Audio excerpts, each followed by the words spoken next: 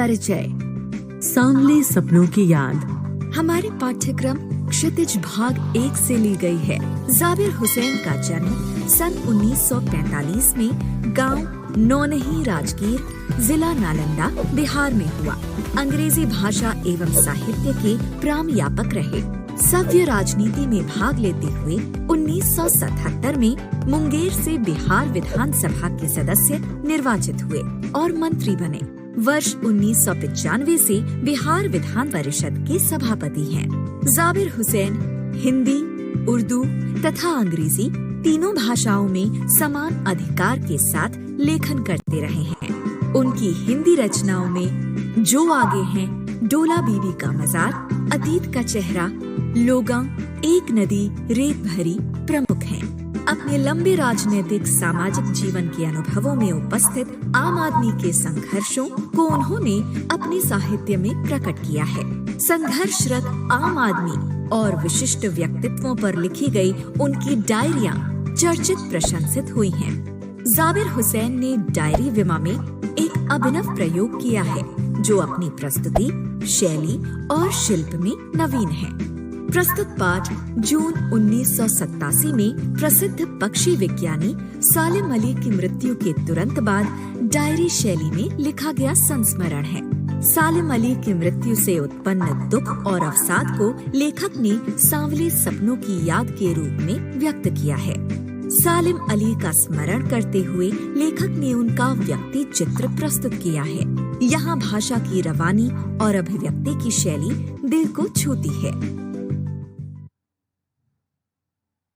सुनहरे परिंदों के खूबसूरत पंखों पर सवार सांवले सपनों का एक हुजूम मौत की खामोश वादी की तरफ अग्रसर है। कोई रोक टोक सके कहाँ संभव है। इस हुजूम में आगे आगे चल रहे सलीम अली अपने कांधों पर सैलानियों की तरह अपने अंतहीन सफर का बोझ उठाए। लेकिन यह सफर पिछले तमाम सफरों से भिन्न है।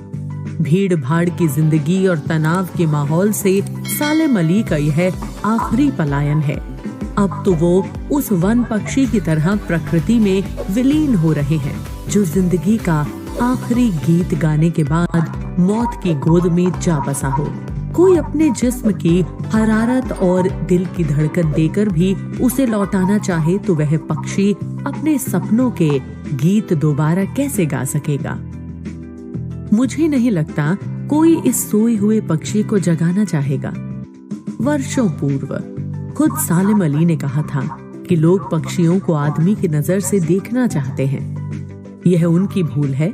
ठीक उसी तरह जैसे जंगलों और पहाड़ों, झरनों और आबशारों को वो प्रकृति की नजर से नहीं, आदमी की नजर से देखने को उत्सुक रहते हैं। भला कोई आदमी अपने कानों से पक्षियों की आवाज का मधुर संगीत सुनकर अपने भीतर रोमांच का सोता फूटता महसूस कर सकता है। एहसास की ऐसी ही एक ऊबड़ खाबड़ जमीन पर जन्मे मिथक का नाम है सालिम अली।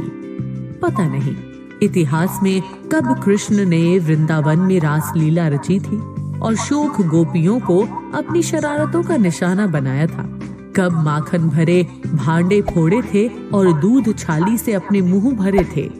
कब वाटिका में छोटे छोटे किंतु घने पेड़ों की छांव में विश्राम किया था। कब दिल की धड़कनों को एकदम से तेज करने वाले अंदाज में बंसी बजाई थी। और पता नहीं कब वृंदावन की पूरी दुनिया संगीतमय हो गई थी। पता नहीं यह सब कब हुआ था। लेकिन कोई आज भी वृंदावन जाए तो नदी का सांवला पानी उसे पूरे घटनाक्रम की याद दिला देगा। हर सुबह सूरज निकलने से पहले जब पतली गलियों से उत्साह भरी भीड़ नदी की ओर बढ़ती है तो लगता है जैसे उस भीड़ को चीरकर अचानक कोई सामने आएगा और बंसी की आवाज पर सब किसी के कदम थम जाएंगे। हर शाम सूरज ढलने से पहले जब वाटिका का माली सैलानियों को हिदायत देगा तो लगता है जैसे बस कुछ ही क्षणों में वो कहीं से आ टपकेगा और संगीत का जादू वाटिका के भरे पूरे माहौल पर छा जाएगा। वृंदावन कभी कृष्ण की बांसुरी के जादू से खाली हुआ है क्या? मिथकों की दुनिया में इस सवाल का जवाब तलाश करने से पहले एक नजर कमजोर काया वाले उस व्यक्ति पर डाली जाए जिसे हम सलीम अली के नाम से जानते हैं। उम्र को शती तक पहुंचने में थोड़े ही दिन तो बच रहे थे। व्यक्ति वर्णन।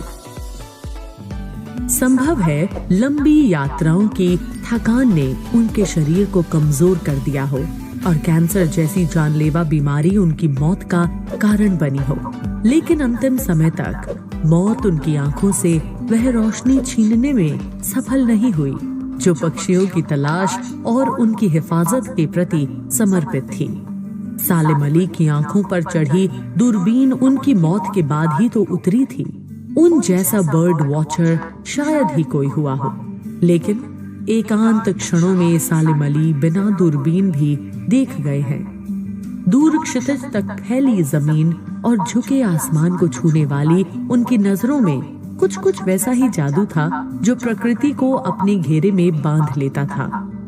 सालिम अली उन लोगों में थे जो प्रकृति के प्रभाव में आने की बजाय प्रकृति को अपने प्रभाव में लाने के कायल होते हैं। उनके लिए प्रकृति में हर तरफ एक हंसती खेलती रहस्य भरी दुनिया पसरी थी। यह दुनिया उन्होंने बड़ी मेहनत से अपने लिए गढ़ी थी।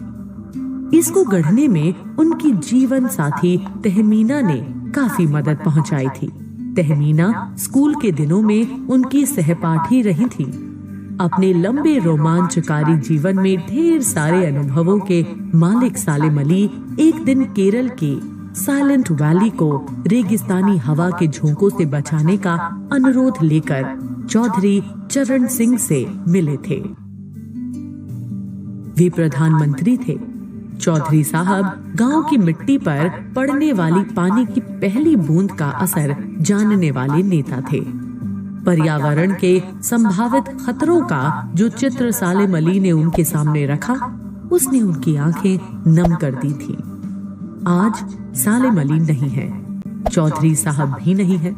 कौन बचा है जो अब सौंधी माटी पर उगी फसलों के बीच एक नए भारत की नींव रखने का संकल्प लेगा?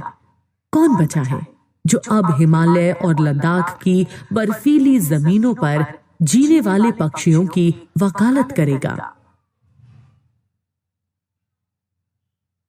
सालिम अली का वर्णन। सालिम अली ने अपनी आत्मकथा का नाम रखा था फॉल ऑफ अ स्पैरो। मुझे याद आ गया D.H. लॉरेंस की मौत के बाद लोगों ने उनकी पत्नी फ्रीडा लॉरेंस से अनुरोध किया कि वह अपने पति के बारे में कुछ लिखें। फ्रीडा चाहती तो ढेर सारी बातें लॉरेंस के बारे में लिख सकती थी, लेकिन उसने कहा, मेरे लिए लॉरेंस के बारे में कुछ लिखना असंभव सा है। मुझे महसूस होता है मेरी छत पर बैठने वाली गोरैया लॉरेंस के बारे में ढेर सारी बातें जानती है, मुझसे भी ज्यादा जानती है। वो सचमुच इतना खुला खुला और सादा दिल आदमी था। मुमकिन है लॉरेंस मेरी रगों में, मेरी हड्डियों में समाया हो, लेकिन मेरे लिए कितना कठिन है उसके बारे में अपने अनुभवों को शब्दों का जामा पहनाना। मुझे यकीन है मेरी छत पर बैठी गोरैया उसके बारे में और हम दोनों ही के बारे में मुझसे ज्यादा जानकारी रखती है। जटिल प्राणियों के लिए सालिम अली हमेशा एक पहेली बने रहेंगे।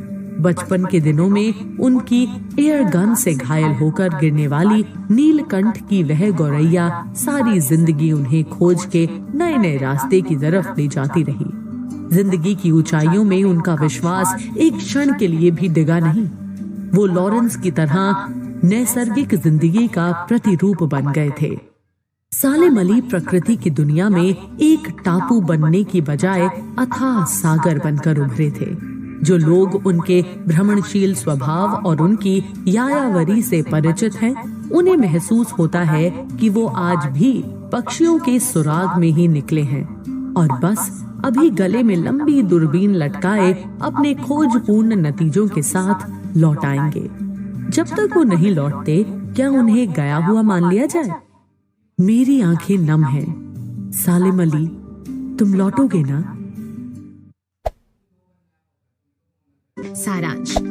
तो बच्चों, आज हमने देखा जानी वाली प्रकृति की दुनिया में एक टापू बनने की बजाय सागर बनकर उभरी पर्यावरण के प्रति चिंताएं और आने वाले समय में पर्यावरण के खतरों को भी प्रभावी ढंग से बताया गया है। मानव जाति एक उखड़े हुए महान वृक्ष की भांति है जिसकी जड़ें हवा में फैली हुई है।